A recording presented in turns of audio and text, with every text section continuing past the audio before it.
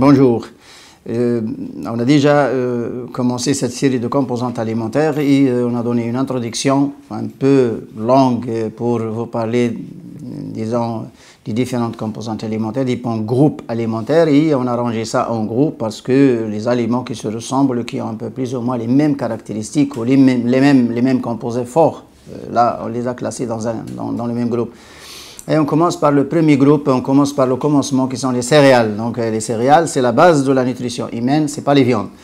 Et les céréales, vous savez bien que c'est une teneur modérée en protéines, donc c'est variable entre l'orge, le maïs et le blé, hein, et ça va de 10 jusqu'à 12, il y avait même des variétés de blé dans les pays du Maghreb, il y avait des variétés de blé qui allaient jusqu'à 16% de protéines, et même 17%.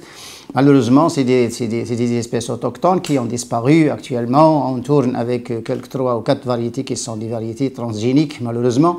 Et puis, cette composition donc, en protéines, il a beaucoup chuté. La quantité de 10 à 12% de protéines donc, est suffisante pour le corps. Donc, pour ne pas trop...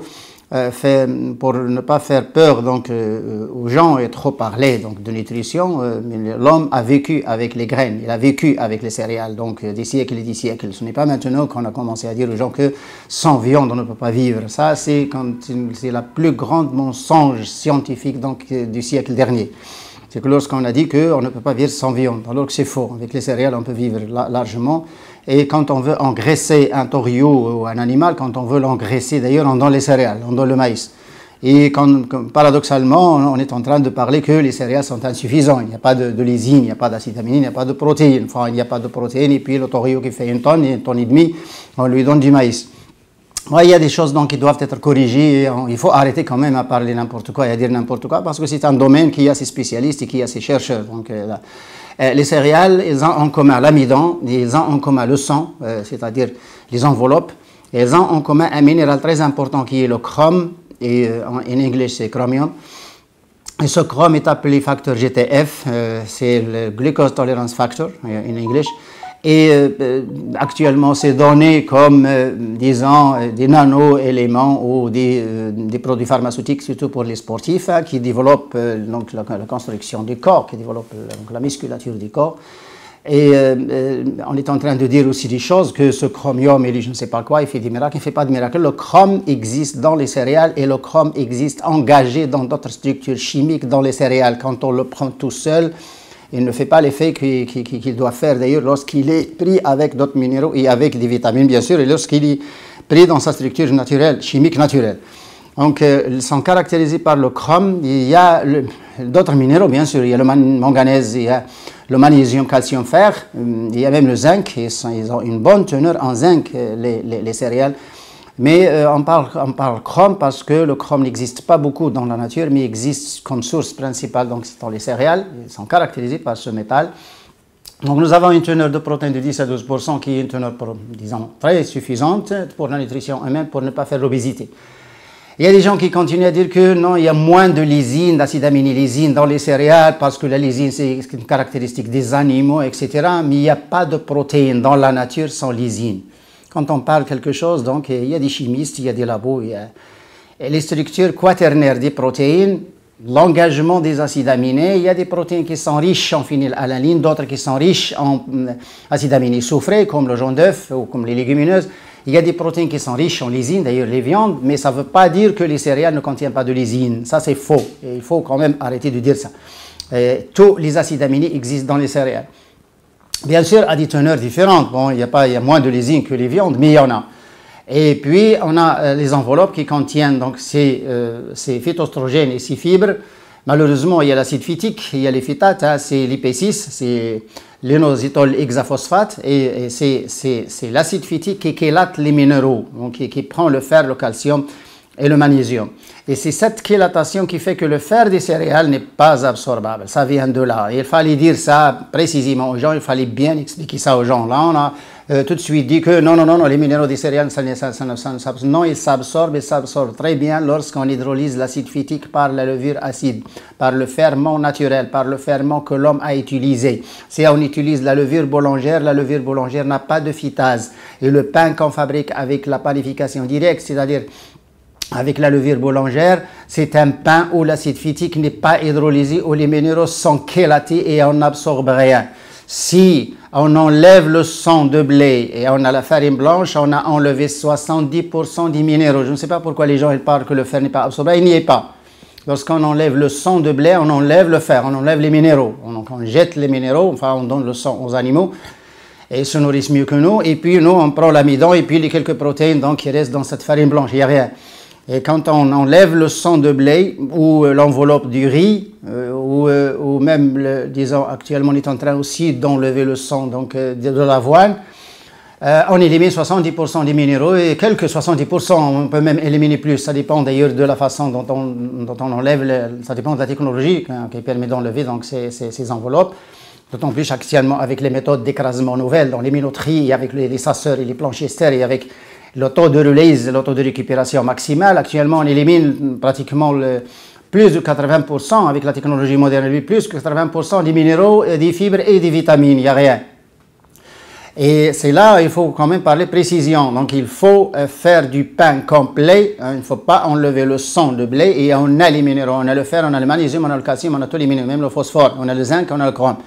Si on enlève le sang, disons, on sépare le sang donc, de la farine, là, on élimine déjà le temps. Et puis, ces minéraux-là, quand on fait la panification, la pétrification avec la levure boulangère, là, la levure boulangère n'a pas de phytase et finalement, l'acide phytique n'est pas hydrolysé, on n'a pas un pain, on mange ce qu'on mange. C'est un produit qui s'appelle pain. Le pain, c'était avant nous ce qu'on utilisait, donc les ferments acides, les ferments naturels, qui étaient composés de levures et de bactéries lactiques, notamment les lactobacillus et les pédiocoques, qui ont une phytase très active hein, lorsqu'on fermente avec les bactéries lactiques. Donc l'IP6, l'inositol hexaphosphate est hydrolysé. Hein, et quand on clive, quand on casse une seule liaison, ce n'est pas la peine de casser les 6 liaisons. Quand on casse une seule liaison, on libère, on lâche les minéraux. Bon, c'est un travail que nous avons fait en 2 thèses de doctorat hein, avec les mémorisants. Et nous avons trouvé qu'il suffit de casser une seule liaison et on libère les minéraux. D'ailleurs, c'est des travaux qui ont été faits sur la souris blanche, hein, sur les animaux de laboratoire, et on a trouvé que l'absorption augmente et puis on peut régler l'anémie rien qu'en utilisant les ferments traditionnels, les ferments acides, pour libérer les minéraux parce qu'il y en a. Et ils sont là, ils existent en teneur suffisante. Donc ce GTF actuellement, facteur GTF, chrome, hein, on est en train actuellement de trop parler de chrome. Le chrome, il existe dans les céréales et le chrome des céréales est mieux que le chrome vendu sous forme de complément alimentaire. Pourquoi? Parce que le chrome est engagé avec d'autres minéraux, est engagé avec d'autres structures. C'est un dinicotinique, hein, c'est un dinicotinique acide. Et ce dinicotinique acide factor, d'ailleurs, il existe dans les céréales et n'est pas le chrome vendu. Et il y a une grande différence entre l'acide phytique qui existe dans les végétaux et l'acide phytique vendu chimiquement. Et il y a une grande différence dans les tétrafolates et entre le ptériol, c'est le ptériol actuellement qu'on vend, c'est pas les tétrafolates, c'est pas la folacine. Et il faut bien comprendre les choses et il faut préciser les choses. Et quand on parle d'une chose, il faut parler scientifiquement, on ne peut pas parler pour ne pas induire les gens en erreur. Donc, les céréales, ils ont en commun ce chrome, une teneur en protéines 10%, ils ont en commun le sang, c'est-à-dire les enveloppes qui contiennent aussi les phytoestrogènes. Malheureusement, il y a l'acide phytique, mais l'acide phytique est hydrolysé par les bactéries lactiques. Les gens qui n'arrivent pas à faire ce ferment acide, ils n'ont qu'à mélanger un lait fermenté, comme les pays du Maghreb, ils utilisent le lben fermenté naturellement, ce n'est pas le lben industriel du lait pasteurisé. C'est le lben du lait cru, abandonné à lui-même. On obtient un produit qui s'appelle lben, et ce lben était mélangé avec la semoule de l'orge, la semoule du maïs ou du blé. Et les bactéries lactiques du lben hydrolysent l'acide phytique, et on a le meilleur rendement, c'est-à-dire on a, disons, une bonne composition minérale lorsqu'on mélange un lait fermenté avec les céréales. C'est idéal pour les enfants, c'est un produit qu'on a encore au Maroc, il existe aussi dans les pays du Maghreb. On a ce produit qui s'appelle Secoq, et je ne sais pas cette appellation entre guillemets, il n'est pas de l'arabe, ce n'est pas de l'arabe, mais c'est peut-être de la mazir, et on l'appelle Secoq. Et là, les Marocains, ils consomment trop, hein, c'était trop consommé, c'était un aliment abondant et régulier, hein, tout le monde consomme, mettez du lben avec la semoule de l'orge ou la semoule du maïs, même la semoule du blé. Là, et c'est un repas, là, on ajoute l'acide, les bactéries lactiques avec les céréales, on hydrolyse l'acide phytique, on libère les minéraux. Et voilà, donc l'homme, il savait vivre sans laboratoire, sans rien. L'homme savait bien vivre, il était plus intelligent même que maintenant. Les céréales, ils ont disons, certaines céréales, comme l'orge par exemple, il y a plus de phénylalanine dans l'orge qu'il y en a dans le blé. Donc les enfants qui ont des problèmes de phénylalanine, il ne faut pas qu'ils mangent de l'orge, mais le blé c'est mieux. Et puis il y a un gluten dans le blé et dans l'orge. Pour les cœliaques, les gens qui ont certaines inflammations au niveau du tube digestif, même les autistes, d'ailleurs, s'ils veulent arrêter donc, le gluten, ils n'ont qu'à couper, donc ils n'ont qu'à arrêter le blé et l'orge, et puis ils peuvent consommer le riz, le maïs et même l'avoine. Et il y a une petite nuance parce que normalement, c'est pas l'avoine, il n'a pas de gliadine. C'est la gliadine qui pose des problèmes pour les cœliaques. Et le blé et l'orge, le gluten, il y a la gliadine, mais l'avoine, il y a la vinine. Et la vinine, il n'y a pas d'allergie, il n'y a pas d'intolérance pour la vinine. Mais on craint que l'avoine soit mélangée ou contaminée par des graines de blé. C'est pourquoi on arrête même l'avoine d'ailleurs pour les cœliaques. Sinon, l'avoine, il y a la vinine, il n'y a pas la gliadine. Et c'est quelque chose d'ailleurs à reparler, c'est quelque chose donc qu'il faut discuter. Il y a l'avinantramide. L'avinantramide, c'est un anti-inflammatoire qui existe dans l'avoine. Et c'est pour que les gens actuellement, ils ont commencé à manger de l'avoine beaucoup plus que le blé. Oui, c'est vrai qu'il n'y a pas de gliadine. Et puis il y a l'avinantramide et il y a les phytoestrogènes. Il y a les phytoestrogènes et les fibres qui sont beaucoup plus élevés dans le cas de l'avoine que dans le cas donc, du blé. Donc, il est mieux que le blé, il est beaucoup mieux que le blé et l'avoine. Mais l'orge est mieux que le tout. Pourquoi? Parce que l'orge est plus riche en phosphore, calcium et minéraux. Il est plus minéralisé. L'orge est plus minéralisé que le blé et le maïs. Mais attention, il ne faut pas oublier le maïs. Pourquoi? Parce qu'il y a des protéines qui jouent le facteur de croissance pour l'enfant. La nutrition de l'enfant, il doit contenir du maïs. Et actuellement, les gens qui ont des problèmes du type digestif, pas uniquement cœliaque, mais d'autres maladies, le maïs, il compte beaucoup mieux que le blé. Et puis, à un certain moment, surtout donc, en Europe et en Amérique, on a supprimé l'orge et le maïs. Et on a laissé que le blé, on a laissé que la farine blanche. Et on a abrégé un peu, on a retranché donc ces deux composantes, le blé et l'orge et le maïs, malheureusement, qu'on a donné à l'animal, parce qu'on a dit que c'est l'alimentation animale, alors que c'était faux, c'était la grosse bêtise d'ailleurs scientifique qui a été faite. L'orge et le maïs, actuellement, ils comptent beaucoup mieux que le blé. Et puis, on ne sait pas quand même montrer à l'homme comment il doit vivre. L'homme, il sait vivre. Il a déjà vécu des siècles et des siècles. Pourquoi on vient maintenant dire que l'orge et le maïs, c'est l'alimentation animale? Ce n'est pas l'alimentation humaine, c'est la bonne nutrition humaine. C'est la bonne alimentation humaine, l'orge et le maïs. Et d'ailleurs, les pays du Maghreb, avant, on avait une région au Maroc, la région de Dadis, Tinghir, entre Qalat Mgouna, c'est l'Atlas, c'est l'arrière Atlas. C'est une région qui ne connaissait pas le blé, ne savait pas ce que c'est. Mais c'est une région où on consommait plus que l'orge. Et c'est une région où il n'y avait pas de problème, ni cancer, ni vieillissement, ni rien du tout, ni chamboulage hormonal chez la femme, ni rien. C'est une région qui a vécu sans maladie, malheureusement. Alors, actuellement, on est en train d'apprendre des mauvaises choses, sous prétexte que c'est la science ou qu'on est un peu civilisé, on est développé. Non, pas du tout. On est en train actuellement, nous sommes développés dans tout sauf l'alimentation et la nutrition. Le développement actuellement, il touche tous les domaines sauf l'alimentation et la nutrition qui est encore sous-développée, qui est encore arriérée par rapport donc aux autres sciences. À part donc le gluten du blé et de l'orge pour les cœliaques, pour certaines maladies, sinon les céréales, c'est la bonne nutrition, c'est la bonne alimentation de l'homme, parce qu'il y a une teneur modérée des protéines, 10 à 12% pour ne pas faire l'obésité, et c'est suffisant. Et surtout les enfants, il faut quand même que la nutrition soit variée, il faut qu'ils mangent un peu d'orge et de maïs, parce que c'est très important. Il y a des éléments qui se trouvent dans le maïs, comme les xanthines, comme la zéine, c'est une protéine qui n'existe pas dans le blé. Et puis le gluten, actuellement, les enfants ne peuvent plus. Le blé, c'est une molécule robuste, c'est une molécule très robuste, très dure à digérer. Et puis, elle va générer des opoïdes au niveau du gros intestin. Elle va libérer des opoïdes, et les opoïdes, donc, ça gêne, ça gêne le système nerveux. C'est pourquoi on regarde chez l'enfant, par exemple, il y a l'hyperactivité chez l'enfant. Il est gêné, le système nerveux est gêné, et l'enfant il n'est pas à l'aise. Et ce groupe de céréales, le riz, l'avoine, l'orge, le maïs, le blé, les deux variétés de blé tendre, blé dur, donc ça, c'est l'alimentation de base, c'est les graines, hab, en arabe on dit hab, c'est l'alimentation de base, et c'est l'alimentation d'ailleurs saine. Il n'y a rien, ni cholestérol, ni gras saturé, il n'y a rien qui puisse donc nuire donc à la santé de l'homme. Et malheureusement, on en mange moins, ou on enlève certains éléments comme le sang de blé d'ailleurs qu'on jette, ou on n'en connaît même pas. Il y a des gens qui ne mangent pas. Le maïs actuellement, surtout en Amérique, en Europe, il est consommé sous forme de pop-corn. Donc, ce n'est pas la bonne forme donc, pour consommer le maïs. Le maïs, la farine de maïs et la semoule de maïs étaient consommées d'ailleurs même beaucoup dans certaines saisons au Maroc, par exemple, surtout le mois 9, le mois 10. Les Marocains, ils consommaient dans les campagnes, les provinces, donc ils consommaient plus de maïs que de blé. Et puis le mois 5, au Maroc, le mois 5, c'était connu chez les paysans, ils ne consommaient que de l'orge. En attendant le blé, bien sûr, en attendant la maturation du blé, la saison du blé. Parce que l'orge, il apparaît en première récolte, et puis consommer de l'orge jusqu'au mois 6, là, lorsqu'il y a le dépiquage, lorsqu'il récolte donc le blé, pour manger le blé, et puis on récoltait le maïs bourg, le maïs qu'on n'irrigue pas, c'était le maïs autochtone naturel, on en a encore. On récoltait ça le mois 9, et puis on consommait donc ce maïs le mois 9 et le mois 10.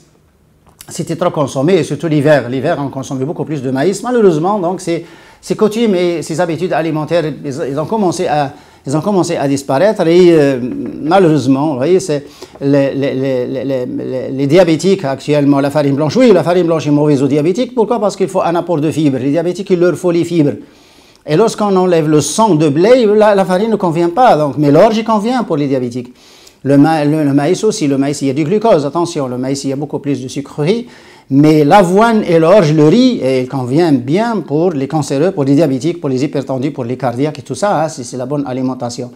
Ce facteur de GTF, qui s'appelle comme ça, GTF, c'est le chrome, qui est actuellement vendu sous forme de complément alimentaire. Il existe dans les céréales, bon, mais il faut varier ces céréales et il faut faire une bonne fermentation, c'est la fermentation acide, lactique, et puis mélanger les céréales avec certains laits fermentés pour un apport de bactéries lactiques qui sont douées de phytase. Certaines lectines, il y a des gens qui tolèrent mal le blé, pas à cause du gluten, mais comme ça. Il y a des gens, actuellement, on a commencé à remarquer, pas le cœliaque, une autre forme d'intolérance, il y a des gens qui tolèrent mal le blé, ils ont des malaises et des trucs. Là, il y a les céréales, j'ai dit que c'est un groupe, on peut bien remplacer le blé, sauf que il y a des grains qui ne sont pas pétrissables, hein, on ne peut pas faire du pain de riz ou le pain d'avoine ou de maïs, malheureusement. Bon, il y a des grains qui sont pétrissables comme le blé et l'orge, et disons, on peut les manger, mais tout simplement pas sous forme de pain, soit sous forme de semoule, soit sous forme de couscous, de préparation, etc., hein, mélanger avec un lait fermenté et tout, et puis manger avec une cuillère. Donc on peut trouver la solution. Il n'y a pas que ça. Si on ne mange pas le pain, ça veut dire qu'on ne va pas consommer les céréales. On peut les consommer sous d'autres formes. Au Maroc, on avait beaucoup de formes. On avait ce qu'on appelle en langue, en jargon de la région, en amazigh surtout, c'est le berkoukch, on avait le herbel, on avait ftil tchatba, on avait ferfissa, etc. On avait beaucoup de formes qui étaient de céréales et des bons céréales. C'était le blé dur. Le blé dur et l'orge. Askif, c'est une soupe donc d'orge, et l'orge avec l'huile d'olive, et on mettait un peu d'huile d'argan dans certaines régions, et malheureusement, et c'était le lait de chèvre d'ailleurs, c'était le lait de chèvre qui est utilisé, donc c'était le lait de chèvre plus l'orge. Mais on est en train de perdre, on est en train d'oublier, enfin de négliger donc ces coutumes alimentaires qui sont bonnes et qui étaient bien fondées, parce que l'homme il savait vivre, il a toujours su vivre, et malheureusement, on est en train de les perdre. Donc, il faut qu'ils restent dans notre patrimoine, si je dis, dans notre patrimoine culturel. Il faut que ça reste, et il faut qu'on ait une description précise. D'ailleurs, on a fait de la recherche, donc tous les produits marocains, actuellement, il y a des thèses et des travaux de mémoire qui sont faits, des masters et des doctorats, qui sont faits sur tous les produits marocains, y compris les produits laitiers et les produits donc carnés, comme le khli', comme le qaddid, seiko, comme le jbel, le klila, et tout ça, ça a fait l'objet de recherche. Et on ne parle pas comme ça dans l'air, mais on parle d'ailleurs d'un cumul de 30 ans de recherche, de 30 années de recherche donc, sur ces produits. Donc on a beaucoup d'informations qu'il faut simplifier et qu'il faut faire passer donc aux consommateurs pour mieux faire et pour ne pas donc perdre cette culture d'ailleurs, parce que les composants alimentaires ils sont là, mais c'est surtout la culture. Donc il ne faut pas que les gens perdent cette culture-là que nous avons et qui est très riche au Maroc. C'est un patrimoine d'ailleurs, moi j'en suis fier. Bon, à une autre fois, au revoir.